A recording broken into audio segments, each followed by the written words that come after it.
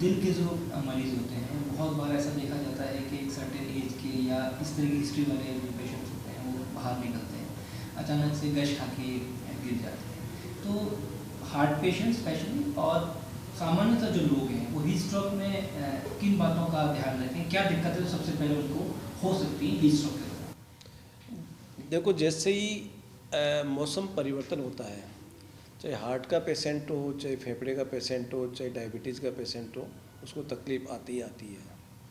Heart में patient जो attack के पेशेंट्स होते हैं, जिनका हार्ट कमज़ोर हो चुका होता है, जिनकी एंजियोप्लास्टी हो चुकी होती है, बाईपास हो चुका होता है, उनका दो तरह के पेशेंट हो सकते हैं। एक तो कि उनका हार्ट नॉर्मल हो और एक उनका हार्ट की पंपिंग पावर कम हो।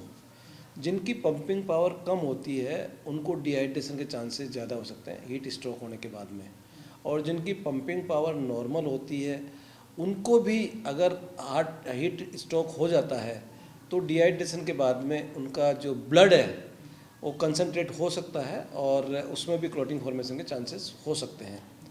तो जब भी कोई हार्ट का रोगी, चाहे ब्लड प्रेशर हो, चाहे डायबिटीज़ हो, उसके हार्ट के साथ में बाहर निकलता है तो अपने सावधानी लेके निकलें, छत्ता लेके निकलें, ज़्यादा धूप में बाहर नहीं जाएं, और जैसा उसके डॉक्टर ने बताया उसको उस हिसाब से वो नियमित पानी, छाछ, दही उसका सेवन करें। अगर आपको बाहर पसीने ज़्यादा आ रहे हैं, डिहाइड्रेशन हो रहा है, तो डिहाइड्रेशन से बचें। आप सुबह मॉर्निंग में या इवनिंग में जो वॉक करते हैं वो भी उसी हिसाब से करें कि आपको ज़्यादा डिहाइड्रेशन नहीं हो।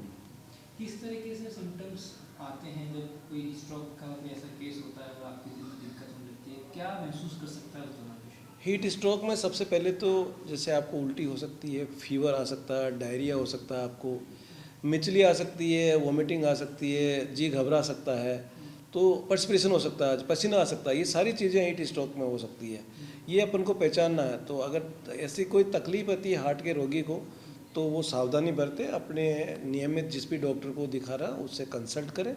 और मेरी तो आपके चैनल के माध्यम से राजस्थान वासियों को यही सलाह है कि जब भी मौसम चेंज हुए तो थोड़ा सावधानी ज़रूर बरतें। सर, कुछ केसेस में कभी ये भी देखा जाता है कि जब हीट स्ट्रोक ज़्यादा सीवियर हो जाता है तो ऑर्गन फेलियर के भी केसेस सामने आते हैं। क्या ऑर्गन फेलियर भी हीट स्ट्रोक के दौरान हो सकता है? डेफिनेटली, जब भी डिहाइड्रेशन होता है, अपना बीपी डाउन होता है, बीपी डाउन होता है, ब्लड प्रेशर डाउन होने के बाद में आपके गुर्दे में ब्लड सर्कुलेशन कम जाता है, तो सबसे पहले जो ऑर्गन फेलियर होने का चांसेस होता है वो किडनी फेलियर होता है। इसको एक्यूट किडनी फेलियर बोलते हैं, एक्यूट ट्यूबुलर नेक्रोसिस बोलते हैं।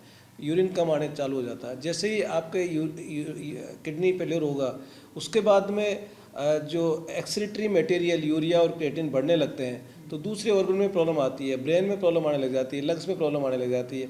अल्टीमेटली अगर अपन ने इसको रेक्टिफाई नहीं किया, इसको ठीक नहीं किया, तो मल्टी ऑर्गन फेलियर में पेशेंट जा सकता है डिहाइड्रेशन का। तो अपन को सावधानी रखनी चाहिए। यंगस्टर्स हैं, वो वॉक करते करते, शादी ब्याह के अंदर डांस करते करते वो अचानक से fall उसका इससे अपन को रिलेट नहीं कर सकते। हाँ, अलग से वो एक्चुअली क्या होता है कि उनको या तो एग्जिस्टिंग हार्ट की प्रॉब्लम होती है या कोई कोविड के बाद में उनका क्लॉट फॉर्मेशन ज़्यादा हुआ है। दो ही चीज़ें होती है, मैं बहुत प्लेटफॉर्म पे बता चुका हूँ कि कार्डियक अरेस्ट और हार्ट अटैक दो अलग अलग चीज़ें होती हैं। तो ऐसे जो पेशेंट्स होते हैं उसमें कार्डियक अरेस्ट होता है। कार्डियक अरेस्ट का कारण हार्ट अटैक भी हो सकता है और हार्ट के अलावा दूसरी चीज़ें भी हो सकती है। हार्ट अटैक उस चीज़ को बोलते हैं जिसमें अपनी हार्ट की नस ब्लॉक होती है, 100% ब्लॉक होती है, चेस्ट पेन होता है और उसमें डॉक्यूमेंटेशन होता है ईसीजी में, तो हार्ट अटैक बोलते हैं। कार्डियक अरेस्ट में अगर आप चल रहे हो और आपकी हार्ट की धड़कन बहुत अनियंत्रित हो गई है, जो लास्ट स्टेज होती है वेंट्रिकुलर टेकार्डिया वेंट्रिकुलर फिब्रिलेशन, उसमें कार्डियक अरेस्ट हो सकता है आपका।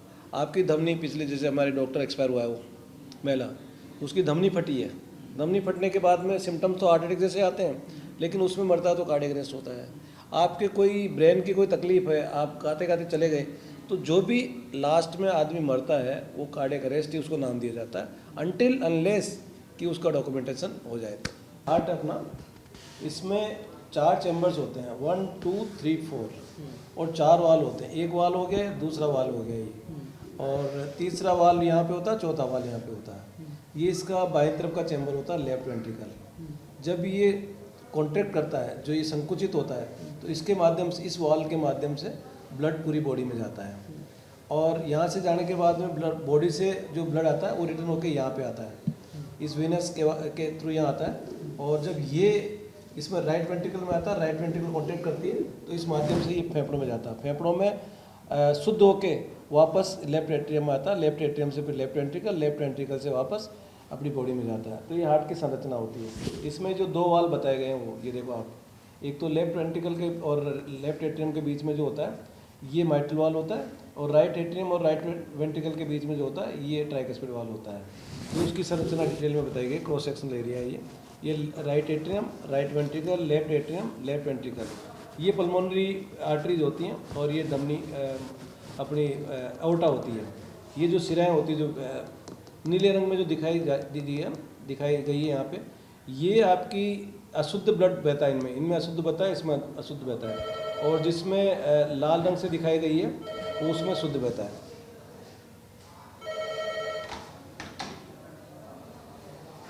इसमें समझें आर्टरीज में ब्लॉकेज आता है वो किस तरीके से? ये तो चैम्बर हो गया, इसके यहाँ से धमनियाँ निकलती है, ये लेफ्ट वेंट्रिकल मेन हो गया अपना, इसको ब्लड सप्लाई चाहिए, जैसे हर ऑर्गन को ब्लड सप्लाई चाहिए होती है, तो यहाँ से धमनियाँ निकलती है, उनको कोरोनरी आर्टरीज बोलते हैं, और इस चैम्बर को ब्लड सर्कुलेशन देती है। उस धमनियों में जो ब्लॉकेज आता है, उन धमनियों में ब्लॉकेज आता है, उस धमनियों में ब्लॉकेजेस की वजह से हार्ट अटैक आता है। उसमें अगर 70% से ज़्यादा ब्लॉक आता है तो उसको छाती में दर्द, जिसको अंजाइना बोलते हैं, वो होता है। हार्ट अपना, इसमें 4 चैम्बर्स होते हैं, 1 2 3 4, और 4 वाल होते हैं, एक वाल हो गया, दूसरा वाल हो गया ये, और तीसरा वाल यहाँ पे होता है, चौथा वाल यहाँ पे होता है। ये इसका बाएं तरफ का चैम्बर होता है, लेफ्ट वेंट्रिकल। जब ये कॉन्ट्रैक्ट करता है, जो ये संकुचित होता है, तो इसके माध्यम से, इस वाल के माध्यम से ब्लड पूरी बॉडी में जाता है, और यहाँ से जाने के बाद में ब्लड बॉडी से जो ब्लड आता है वो रिटर्न होकर यहाँ पे आता है, इस वेनस के थ्रू यहाँ आता है, और जब ये इसमें राइट वेंट्रिकल में आता है, राइट वेंट्रिकल कॉन्टेक्ट करती है तो इस माध्यम से ये फेफड़ों में जाता है, फेफड़ों में शुद्ध होके वापस लेफ्ट एट्रियम में आता है, लेफ्ट एट्रियम से फिर लेफ्ट वेंट्रिकल से वापस अपनी बॉडी में जाता है। तो ये हार्ट की संरचना होती है। इसमें जो दो वाल्व बताए गए हैं वो ये देखो आप, एक तो लेफ्ट वेंट्रिकल के और लेफ्ट एट्रियम के बीच में जो होता है ये माइट्रल वाल्व होता है, और राइट एट्रियम और राइट वेंट्रिकल के बीच में जो होता है ये ट्राइकस्पिड वाल्व होता है। तो उसकी संरचना डिटेल में बताई गई, क्रॉस सेक्शनल एरिया है ये right atrium, right ventricle, left atrium, left ventricle, ये पल्मोनरी आर्टरीज होती हैं, और ये धमनी अपनी अओर्टा होती है। ये जो सिराएं होती है जो नीले रंग में जो दिखाई गई है यहाँ पे, ये आपकी अशुद्ध ब्लड बहता है, इनमें अशुद्ध बहता है, इसमें अशुद्ध बहता है, और जिसमें लाल रंग से दिखाई गई है वो उसमें शुद्ध बहता है।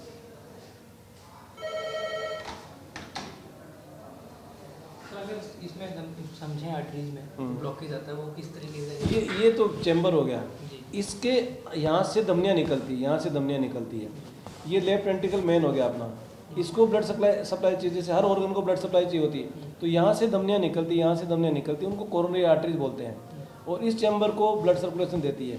उस धमनियों में जो ब्लॉकेज आता है, उन धमनियों में ब्लॉकेज आता है, उस धमनियों में ब्लॉकेजेस की वजह से हार्ट अटैक आता है। उसमें अगर 70% से ज़्यादा ब्लॉक आता है तो उसको छाती में दर्द, जिसको अंजाइना बोलते हैं, वो होता है। न्यूज नेशन अब व्हाट्सएप पर खबरों की ताजा अपडेट के लिए न्यूज नेशन के इस QR कोड को स्कैन करें।